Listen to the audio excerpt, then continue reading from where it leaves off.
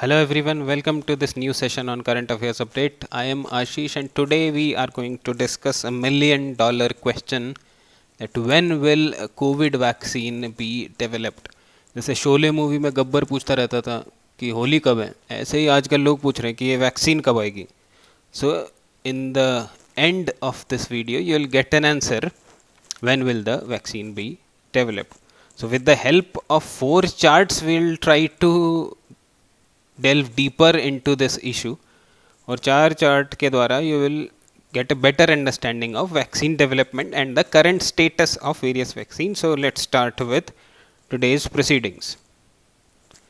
So this is our first chart which tells you the current status of vaccine development. तो vaccine development के बहुत सारे phases होते हैं.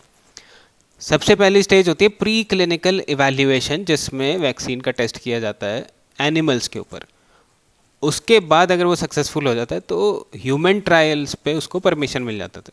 तो कई बार तो यही न्यूज़ बन जाती है कि अरे ह्यूमन ट्रायल्स का परमिशन मिल गया, दैट मीन्स वैक्सीन आने वाली है, बस कल सुबह ही आने वाली है. But this is not the case. एक बार प्री क्लिनिकल इवैल्यूएशन हुआ तो उसके बाद आते हैं हम क्लिनिकल इवैल्यूएशन स्टेजेस पे, where the vaccine is to be tested on humans. तो प्री क्लिनिकल इवैल्यूएशन के बाद क्लिनिकल इवैल्यूएशन के there are multiple phases. Phase 1, phase 2, phase 3, बहुत सारे फेजेस होते हैं. उसमें क्या करते हैं, उसमें नंबर ऑफ़ पीपल भी इंक्रीज. तो पहले कम लोगों के ऊपर उसका टेस्ट किया जाता है, then will do it on a larger number of people, thousands में, फिर 10,000 में. Specially a country like India, यहाँ पे तो एटलीस्ट 10,000 का सैम्पल हमें लेना ही पड़ेगा. So that are the different phases of vaccine development. तो करंट स्टेज क्या है as per WHO pre clinical evaluation में? Currently there are 139 candidates. Phase 1 में आ चुके हैं 11. उसके बाद नेक्स्ट फेज़ में वी हैव 6, फेज़ 2 में वी हैव 2 एंड फेज़ 3 में वी हैव 2. तो ये करंट स्टेट है. इसके बाद फाइनल डेवलपमेंट होता है वैक्सीन का. अब एक वैक्सीन आ चुकी है but this is limited to the military people of China, तो वो भी अभी उसका मास प्रोडक्शन नहीं हुआ है. So that is the current state of vaccine development. अब आते हैं अपने नेक्स्ट चार्ट पे. So there was an analysis done of various vaccine development projects from 98 to 2009 और उसमें पता लगा कि एक एवरेज वैक्सीन डेवलपमेंट में it takes a time of 10.71 years. तो कई लोग बड़े दुखी हो गए होंगे इस फिगर से. एक वैक्सीन बनने में 98 से 2009 तक के टाइम में ऑन एन एवरेज 10.7 ईयर्स का टाइम लगा है. So that's why it is not an easy task to develop a vaccine. अभी करेंटली अगर देखा जाए तो इसी एनालिसिस में पता लगा था कि फेलियर रेट बहुत ज़्यादा है वैक्सीन डेवलपमेंट में, और एक वैक्सीन जो प्री क्लिनिकल फेज़ में आ जाती है उसकी मार्केट एंट्री की प्रोबेबिलिटी इज़ ओनली 6%. तो केवल 6% चांस है कि वैक्सीन जो है वो मार्केट में आएगी. So that makes it a costly affair, इसीलिए बहुत सारा पैसा भी लगता है इसमें. बट कोविड के केस में the thing is that it is a global pandemic, so all the countries are coming together to develop the vaccine which is a good thing. तो अगर आप देखा जाए तो US and Germany alone they have pledged to invest around $1,100 million by US and around $1,000 million by Germany. उसके अलावा UK, Norway, South Korea, China and other countries have their own pledges. तो पूरा जो वर्ल्ड है that is coming together to develop a vaccine. तो it can be assumed that इतना time तो नहीं लगेगा कोरोना की वैक्सीन डेवलप करने में, 10.7 ईयर्स तो नहीं लगेंगे. But it will not be the case कि वैक्सीन अगले महीने ही आ जाएगी. जैसे ICMR ने बोल दिया था कि भैया 15 अगस्त तक जल्दी जल्दी बनाओ, काम खत्म करो. So that should not be the case.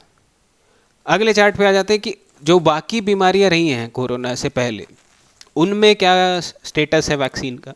तो TB की अगर बात करें तो currently there are 82 active candidates, और सबसे जो पहला ट्रायल स्टार्ट हुआ था वो 2007 में हुआ था. सिमिलरली मलेरिया में we have 72 active candidates of vaccine development and it started in 2007.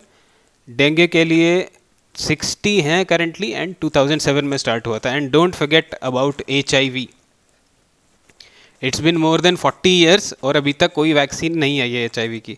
So vaccine development it's not that easy task कि कभी भी कुछ भी एकदम से वैक्सीन बना दो, क्योंकि HIV की वैक्सीन एज आई सेड अभी तक नहीं आई है.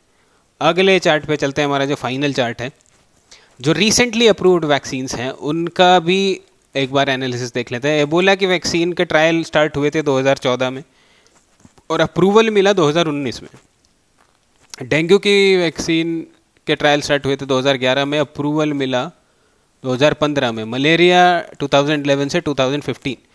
तो ये टाइमलाइन रही है रीसेंट 3 वैक्सीन्स की. तो ICMR का जो स्टेटस था, जो उन्होंने कहा था कि 15 अगस्त तक डेवलप कर देंगे हम, ये नाम भी याद रखिएगा वैक्सीन का. May be it can be a 1 mark question in your exam. एक तो जब तक एग्जाम की बात ना हो आंखें नहीं खुलती है लोगों की. So Bharat Biotech is the name of the vaccine developer in India.